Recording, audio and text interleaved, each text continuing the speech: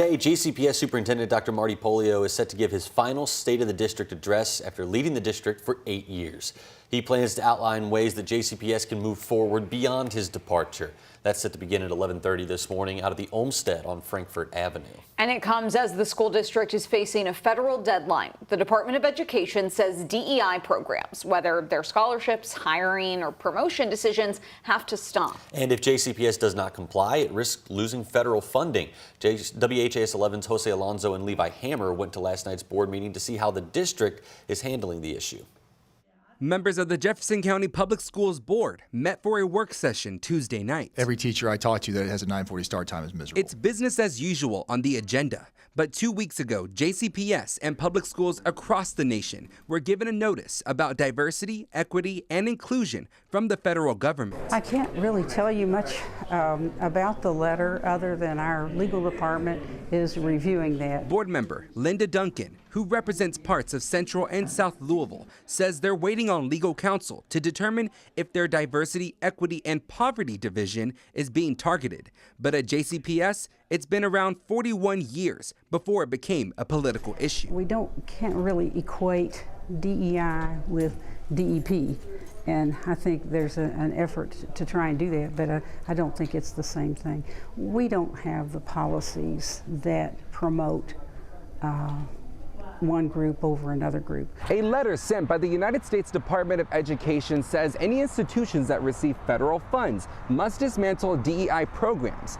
It says in part, quote, "The law is clear. Treating students differently on the basis of race to achieve nebulous goals such as diversity, racial balancing, social justice, or equity is illegal under controlling Supreme Court precedent." It goes on to say school districts have 14 days from that date to comply or face potential loss of federal funding. Duncan says their DEP division has existed since 1984 and was a product of when Louisville school districts merged. The largest school district in Kentucky, still determining if their DEP division is in jeopardy. In Louisville, Jose Alonso, WHAS 11 on your side.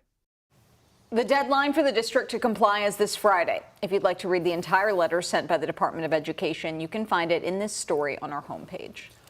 Metro Police are investigating what led up to a JCPS bus crash that sent multiple students to the hospital. It all happened around 8 o'clock yesterday morning near Baxter Avenue and East Jefferson Street in Nulu. According to police, the preliminary report shows that a car did not yield to a bus while trying to turn left. Police say that 10 students were taken to Norton Children's Hospital to be treated for minor injuries. The driver of the vehicle was also taken to the hospital and is expected to survive. 23 Kentuckians have died in the recent round of severe weather. In a post on X, Governor Andy Beshear said the latest victim was a man from Graves County.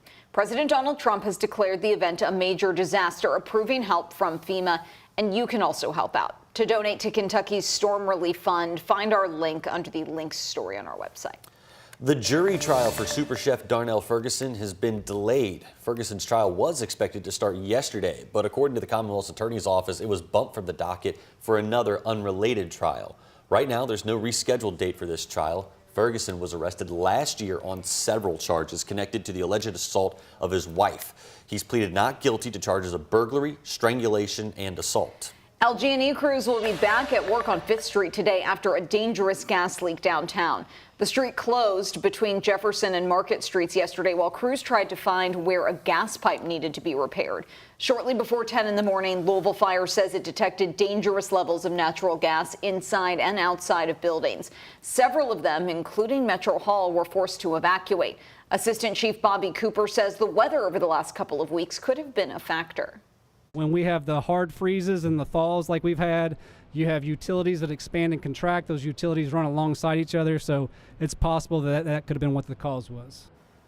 Crews gave the all clear for people to return just after 2. Officials said nobody was injured or impacted by the gas, although Louisville Mayor Craig Greenberg was actually one of those who did have to evacuate. He was set to give his weekly update, but the evacuation forced his office to reschedule to today. In his address, he plans to go over the city's task force to curb copper wire thefts. We know it's something Louisville's been dealing with for a while. Last month, a theft left people in Camp Taylor without internet for several days. Today's briefing is at 1:30. Cherokee Park is getting a brand new scenic overlook. The Olmsted Parks Conservancy announced a $300,000 investment, which is coming to the Chauffeurs Rest area. It's going to include a new landscape design with a stone overlook. When the project is complete, park users are going to be able to enjoy an accessible plaza with seating, bike racks, and a water fountain. The project is still in its very early stages. The group says it'll be accepting bids until March 7th.